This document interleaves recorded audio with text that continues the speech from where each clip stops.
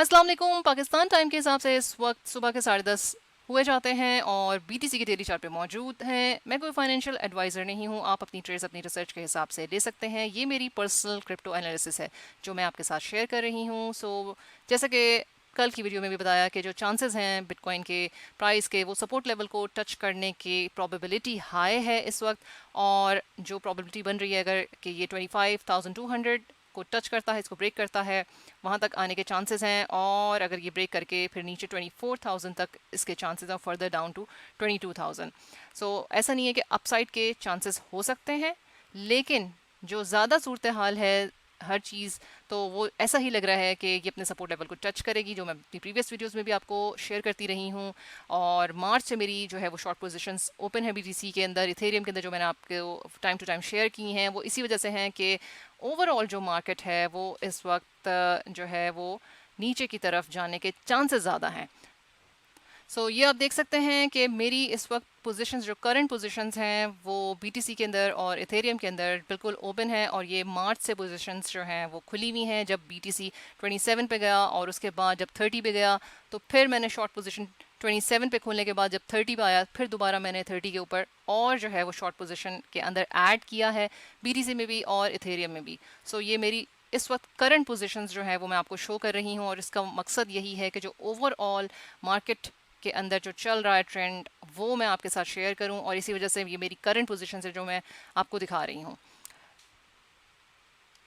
Ethereum की बात की जाए तो इथेरियम जो है वो इस वक्त अपने सपोर्ट लेवल के ऊपर है। जैसे मैंने प्रीवियस वीडियो में बताया था आपको कि जो है वो 1800 का लेवल जब ब्रेक होगा तो 1720 तक के लेवल को ये बिल्कुल पहुंचेगा। और इस वक्त जो है वो भी यही सूरत हाल है कि ये 1720 को ब्रेक करेगा तो ये 1620 के अराउंड जो है वो पहुंचने के ज़्यादा इसके इथेरियम के चांसेस हैं।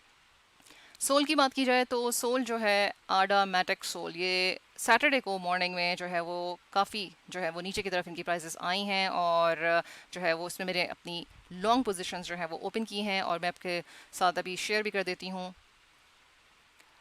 सोल के अंदर जो है वो लॉन्ग पोजीशन बिल्कुल मेरी इस वक्त जो है वो ओपन है।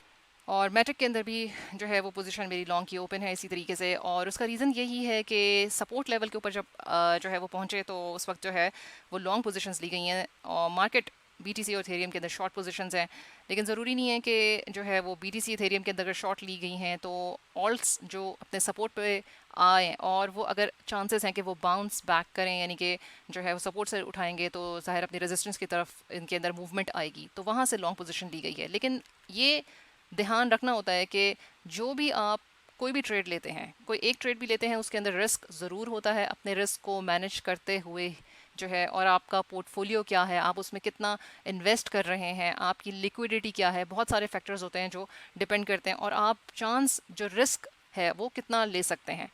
ऐसा कभी भी ये नहीं होता है कि 100% जो है वो आप सोचें और 100% जो है वो आपकी ट्रेड्स जो हैं वो प्रॉफिट के अंदर ही जो है जाएंगे। बड़े बड़े जो ट्रेडर्स हैं उसमें भी जो है वो चांसेस बिल्कुल होते हैं कि वो ऑपोजिट चली जाए जो ट्रेड आपने ओपन की है। हमेशा यही बात होती है और रियलिटी भी यही है। और इस रियलिटी को अपने सामने रखते हुए हमेशा ट्रेड्स जो हैं वो लेनी चाहिए। आपका अपना पोर्टफोलियो क्या है उसको ज़रूर देखें। इनके अंदर जो मैंने अपनी लॉन्ग पोजीशंस मैटिक और सोल आड़ा के अंदर ओपन की हुई हैं, उसमें अगर थोड़ा बहुत जो है वो ऊपर जाने के बिल्कुल अभी भी चांसेस हैं। इसी वजह से मेरी लॉन्ग पोजीशंस ओपन है और इसी वजह से मैंने आपके साथ भी शेयर किया है। ये हफ्ता जो है वो इम्पॉर्टेंट है। कल एफओएमसी की भी मीटिंग ही है। इसके अंदर बाइनेंस जो है उसके ऊपर जो एक्यूजिशंस लगी हुई हैं, इल्ज़ाम लगे हुए हैं, उसके बारे में भी है। कॉइन बेस के बारे में भी जो है वो, और XRP के बारे में भी जो है वो केस जो है वो भी चलेगा। ये बहुत सारी न्यूज़ हैं जो आ रही हैं और इसके ऊपर नज़र रखते हुए क्रिप्टो मार्केट के अंदर इस वक्त जो है वो बहुत ध्यान से ट्रेड लेनी चाहिए कुछ टाइम के लिए। अगर आप, ज़रूरी नहीं है कि ट्रेड में ही हर वक्त रहें। इन चीज़ों को देखते हुए अपने डिसीजंस लेने हैं। और ये है अब तक की important update. Like, share, subscribe and hit the bell icon button. Till then, अल्लाह हाफिज़।